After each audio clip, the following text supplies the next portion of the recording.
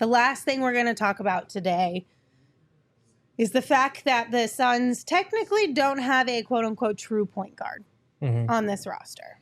And a lot of people are a little bit concerned by it, and I think that's why when all the moves were made yesterday, it made people wonder if something else was coming down from the Suns simply because of that fact.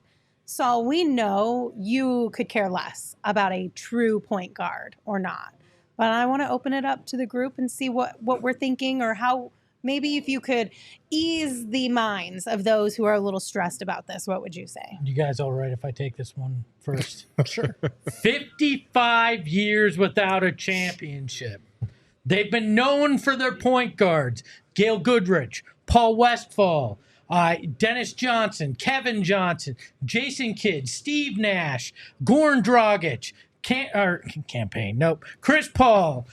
You've been known as a haven for point guards over the years, and you've gotten 0 titles. Why the hell not try something different? Let's go positionless. Let's have multiple ball handlers. Let's go out there and just figure out a way to bring Larry O'Brien to the Valley, even if it means stacking yourself with talent across the board and none of them are truly a point guard. I'm fine with this at this point. I've kind of gone through the maturations with this, but I've reached the point where I am fine with this plan if you're fully committed to it, and it appears they are. Yeah, I think we need to stop thinking about it so traditionally. We've heard from Vogel, both in his one-on-one with us and at Bradley Beal's press conference, talk about multiple ball handlers, multiple guys who can initiate the offense, and that's what you have between Devin Booker, Bradley Beal, and even Kevin Durant to a certain degree. Eric Gordon fits that mold. Jordan Goodwin, same thing. He's an underrated playmaker as well. And you look at what Devin Booker did just last season without Chris Paul in those 17 games. He averaged 29 points and 8.2 assists per game on 65% true shooting. Now, that's a small sample size, but he also did it in the playoffs, because in those 4 playoff games that CP3 missed in the Denver series, Book put up 30.8 points and 8.3 assists on 73% true shooting. And that's including the last game of the series where he had like 12 points and they got blown out and it was terrible.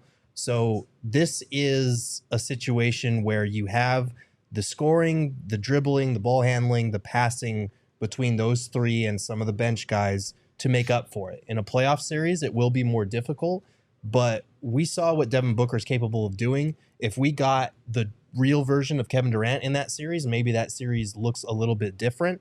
And that was before Bradley Beal came to join the party. In his place was either an older Chris Paul or an injured Chris Paul. So I do think they have what it takes to make this work. It will be on Kevin Young and Vogel to create an offense that's creative enough and features enough movement and interchangeability to where you can plug all of these guys in different positions and it still works. But this is not the NBA of 20 years ago where it's like, well, there's only one basketball. Well, when you have guys, true, when you have guys that can do all of these different things, it doesn't matter, because now you have multiple ways to beat opponents, especially when you flank them with shooting, which is what they did in free agency. And we saw the small kernel of what that offense could look like last year from Kevin Young in utilizing multiple ball handlers. Every time I hear, oh, we need a traditional point guard, all I think of is like, oh, what do you want? Somebody to run the picket fence for you? Like, it's such an old moniker now. Like, it's over. Like, let go of the true point guard. There's not a lot of them left.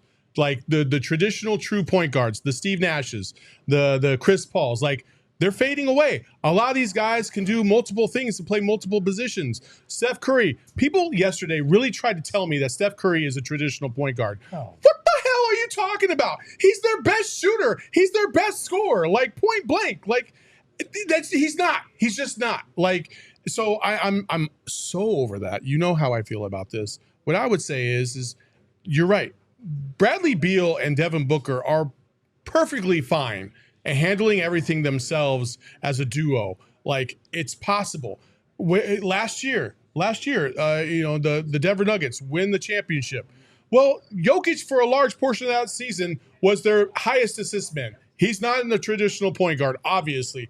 Jamal Murray, much better scorer than he is facilitator. Sorry. So he's not a traditional point guard. Before that, Steph Curry. The year before that, like, it goes on and on and on. Like, we've been fading away from that traditional point guard sense, but the only reason why people love to bring that up is because that's all they know here in Phoenix. Like, that's all we know. Like, so we need what we know. Well, as Espo said, what you know didn't work before, so throw it out the window and start anew with something that's completely fresh and go with these guys that can handle the ball, that can facilitate the offense. Kevin Durant did that multiple times throughout his career. It's not out of the ordinary to have something unusual work for you. That's what the Suns have right now.